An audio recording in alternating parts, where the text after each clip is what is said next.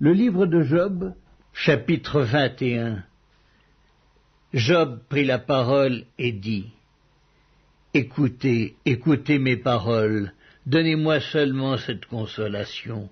Laissez-moi parler, je vous prie, et quand j'aurai parlé, tu pourras te moquer.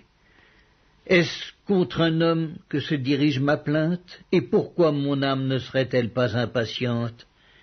Regardez-moi, soyez étonnés, et mettez la main sur la bouche.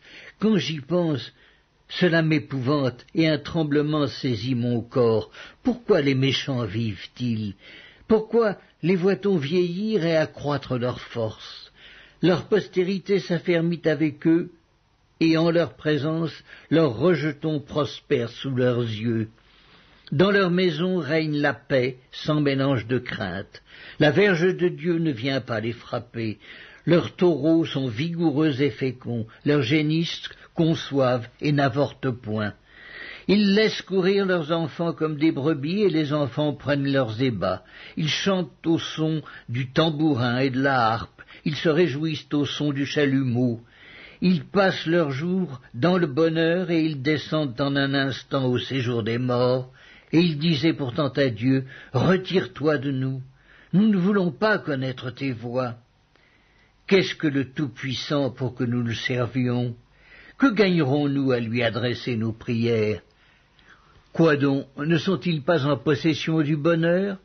Loin de moi le conseil des méchants, mais arrive-t-il souvent que leurs lampes s'éteignent, que la misère fonde sur eux, que Dieu leur distribue leur part dans sa colère, qu'ils soient comme la paille emportée par le vent, comme la balle enlevée par le tourbillon? Est-ce pour les fils que Dieu réserve le châtiment du Père? Mais c'est lui que Dieu devrait punir pour qu'il le sente.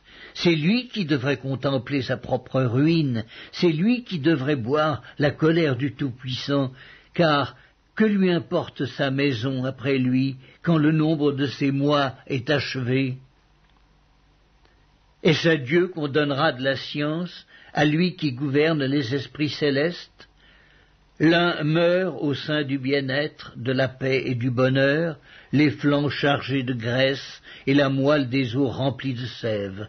L'autre meurt, l'amertume dans l'âme, sans avoir joui d'aucun bien, et tous deux se couchent dans la poussière, tous deux deviennent la pâture des vers.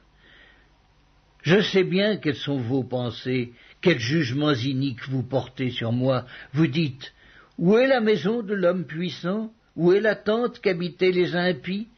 Mais quoi, n'avez-vous point interrogé les voyageurs, et voulez-vous méconnaître ce qu'ils prouvent? Au jour du malheur, le méchant est épargné. Au jour de la colère, il échappe. Qui lui reproche en face sa conduite? Qui lui rend ce qu'il a fait? Il est porté dans un sépulcre, et il veille encore sur sa tombe.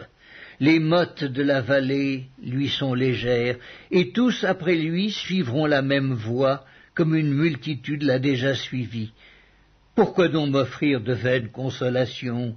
Ce qui reste de vos réponses n'est que perfidie.